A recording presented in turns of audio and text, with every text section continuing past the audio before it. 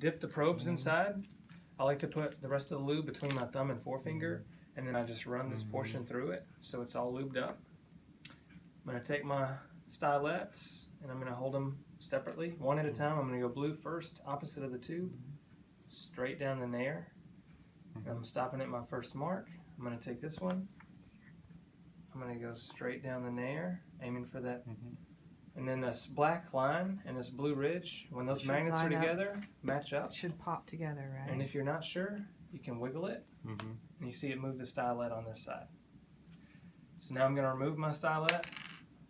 I'm going to pull through nice and gentle, and this mannequin is, with the lube on there and against the bone, it's really nice and quick.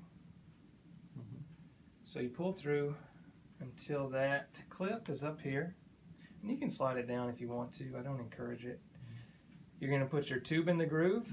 You don't encourage sliding it down? Sliding that down. No, you pull it all the way through. But this mannequin's giving me trouble. Yeah. Tube in the groove. Your string in the wing, which just means anywhere in the clip. And then you're going to clip above the lip, just like so.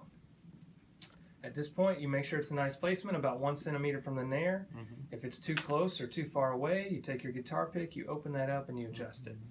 If it's where you want it, you're going to take these 2 strings, you're going to tie yourself 2 knots, and then you're going to cut the excess off.